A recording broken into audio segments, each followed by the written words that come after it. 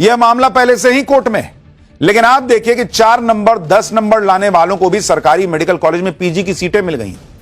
ऐसे ऐसे लोग स्पेशलिस्ट डॉक्टर बनने वाले हैं जिनके नंबर सुनकर माथा पकड़ लीजिएगा कि अगर ये डॉक्टर बन गए तो क्या ही करेंगे। यह सब तब हुआ है जब NEET PG qualifying cut off में भारी कटौती की गई, जिसके चलते सरकारी मेडिकल कॉलेज में पीजी की सीटों पर बेहद कम स्कोर में एडमिशन दिया जा रहा है। कम नंबर के बाद भी जिन सीटों पर दाखिला मिल रहा है उसमें हाई रिस्क क्लिनिकल स्पेशलिटी भी शामिल है। यह तो सीधे सीधे लोगों की जान से खिलवाड़ करने जैसा है, लोग कह रहे हैं, जिसका नए सिरे से विरोध शुरू हो गया है।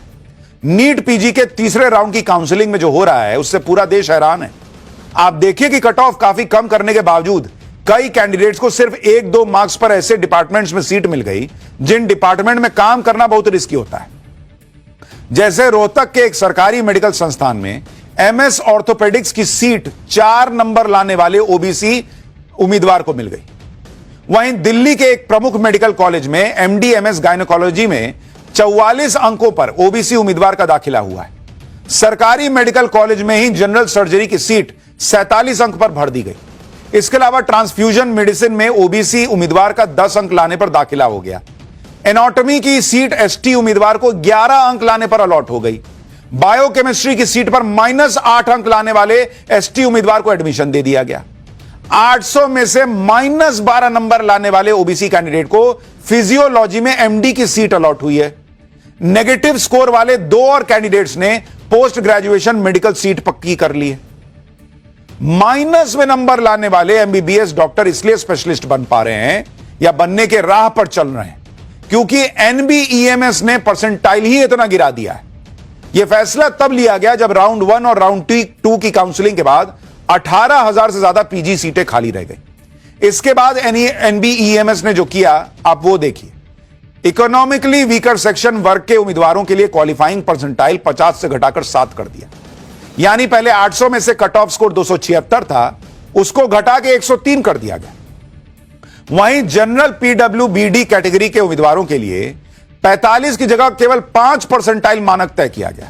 इसका कट ऑफ स्कोर 255 से घटकर 90 हो गया। लेकिन सबसे हैरान करने वाला है एससी एसटी और ओबीसी वर्ग के उम्मीदवारों के परसेंटाइल, जिसे 40 से घटाकर 0 परसेंटाइल कर दिया गया, जिसके बाद इसका स्कोर कट ऑफ 235 से गिरकर -40 रह गया। राउंड 2 की काउंसलिंग के बाद पहले ही हंगामा हो रहा था। जब नियमों में बदलाव किए गए तो मामला सुप्रीम कोर्ट पहुंचा। कोर्ट में सरकार की तरफ से यह तर्क दिया गया कि कटौती मेडिकल पीजी की सीटें भरने के लिए की गई, लेकिन कोर्ट ने कहा कि सीटों को भरने की होड़ में क्वालिटी से समझौता न कीजिएगा। कोर्ट ने सवाल किया कि क्या 0 या नेगेटिव मार्क्स वाले स्टूडेंट्स को एडमिशन देने से चिकित्सा शिक्षा की गुणवत्ता प्रभावित नहीं होगी। सुप्रीम कोर्ट ने इस पर कड़ा रुख अपनाते हुए नोटिस जारी कर दिया है और यह भी कहा कि मेडिकल कॉलेज में एडमिशन के लिए न्यूनतम स्टैंडर्ड निर्धारित होना चाहिए। भाई अजीब तर्क दिया जा रहा है कि सीटें खाली रह जाती इसलिए हमने कितने भी नंबर आए तो एडमिशन दे दिया, और फिर कहा जा रहा है कि अभी तो एडमिशन दिया है ना, डॉक्टर बना थोड़ी है, वहां तो नंबर लाएगा तो बनेगा।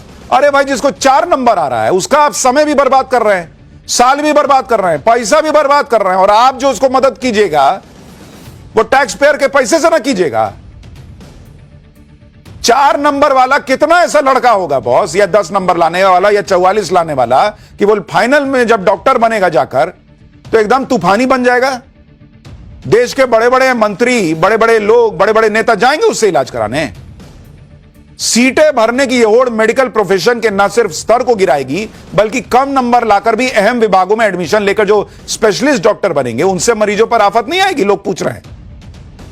कम स्कोर के बाद भी एडमिशन देने के पीछे तर्क दिया जा रहा है कि पोस्ट ग्रेजुएट करने की काबिलियत सिर्फ एंट्री स्कोर से तय नहीं कर रहे हैं, बल्कि स्ट्रक्चर्ड ट्रेनिंग, सुपरविजन और एग्जिट एग्जाम से पक्का किया जाएगा, और कोर्स के दौरान परफॉर्मेंस की निगरानी के लिए इंस्टीट्यूशन भी जिम्मेदार होते हैं। तो भाई यही नियम सब जगह कर दीजिए, हर जगह कर दीजिए ना भाई। आप यूपीएससी में भी लोगों को दे दीजिए कि कम से कम भी लाओगे तो हम देंगे। अभी तुम आईएएस बने थोड़ी हो, जब आईएएस बनोगे तब हम तुम्हारा देखेंगे कि तुम्हारा क्वालिटी ठीक है कि नहीं। क्या बात कर रहे हैं आप। और सरकारी कॉलेजों में आप उसको आर्थिक मदद दीजिएगा, वो पैसा कहां से आएगा, हवा से आएगा, और कल को वो नहीं बन पाएगा, उसका समय बर्बाद हुआ, उसका पैसा बर्बाद हुआ, टैक्स पेयर का पैसा बर्बाद हुआ, कौन भरेगा। लेकिन चल रहा है मामला, कोर्ट तक कह रहा है कि ये